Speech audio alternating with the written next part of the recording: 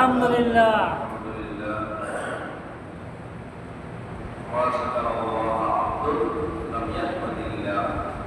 ব্যক্তি আলহামদুলিল্লাহ বলে দেয় সে আল্লাহ শুকরিয়া আদায় করে। আল্লাহ ব্যক্তি আলহামদুলিল্লাহ বলে দেয় সে শুকরিয়া আদায় করে। শুকরিয়া আদায়ের জন্য আলহামদুলিল্লাহ বলতে হবে। কি বলতে হবে? আলহামদুলিল্লাহ।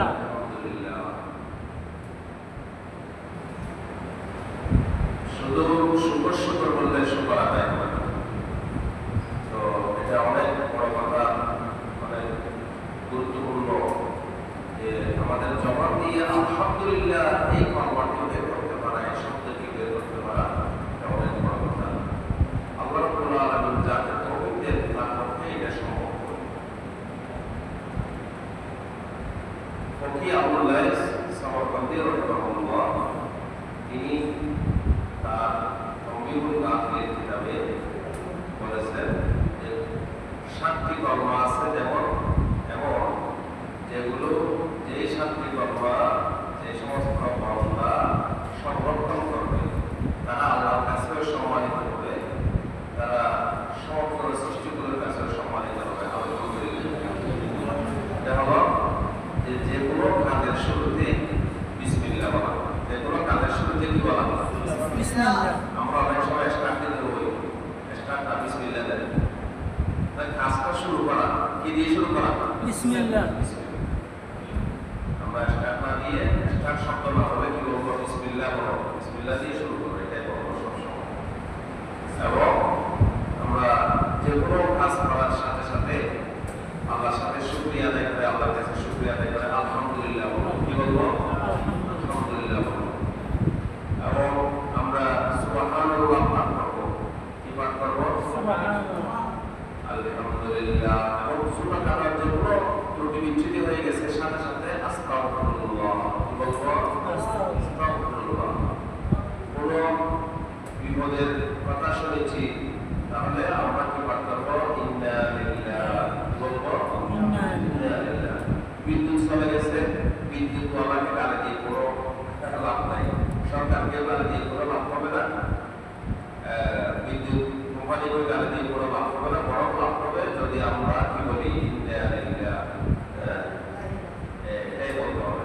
দেখেন হাদিস শরীফে এসেছে হযরত রাসূল সাল্লাল্লাহু আলাইহি ওয়াসাল্লামের বাড়িতে একদিন সেরাক নিয়ে গেছে। কি নিয়ে গেছে? সেরাক নিয়ে গেছে, বাতি নিয়ে গেছে। তখন রাসূল সাল্লাল্লাহু আলাইহি ওয়াসাল্লাম পাঠ করলেন ইন্না লিল্লাহি ওয়া ইন্না ইলাইহি রাজিউন। তখন মা আয়েশা রাদিয়াল্লাহু তাআলা আনহা বলেন, ইয়া রাসূলুল্লাহ, একটা সময় যে সেরাক নিয়ে গেছে আপনি ইন্না লিল্লাহি ওয়া ইন্না ইলাইহি রাজিউন পাঠ করেছেন। তখন আল্লাহ রাসূল বললেন, কুল্লু শাইইন মা আসা মুমিনান ওয়া হুয়া মুসিবাতুন। যে সমস্ত বিষয়, যে সমস্ত জিনিস এর দ্বারা মুমিনের কষ্ট হয় সেটা একটা মুসিবত। সেটা একটা কি? সেটা যেটাই হোক না যাই হোক না, আমরা তো শুধু মানুষ মারা গেলে ইন্না লিল্লাহ পড়ে থাকি। মানুষ মারা গেলে ইন্না লিল্লাহি ওয়া ইন্না ইলাইহি রাজিউন এটা করবে, এটা মুসিবতের খবর। তো যে কোনো রকমের মুসিবত, মুমিন একটা কাটা দিতেছে, একটা ঔষধ খেয়েছে, সেরাক নেমে গেছে, বিদ্যুৎ চলে গেছে, কোনো সব মুসিবত। যা মুমিনকে কষ্ট দেয় সেটাই মুসিবত। অতএব যে কোনো মুসিবতের সময় আমাদেরকে কি পাঠ করতে হবে? ইন্না লিল্লাহি ওয়া ইন্না ইলাইহি রাজিউন। এতে আল্লাহ খুশি হয়ে গেল, বান্দা নিজেকে আল্লাহর কাছে সুপর্দ করলো। সুবহানাল্লাহ। এবং রাত দিন সব সময় যে কোনো অবস্থায় লা ইলাহা ইল্লাল্লাহ, লা ইলাহা ইল্লাল্লাহ, লা ইলাহা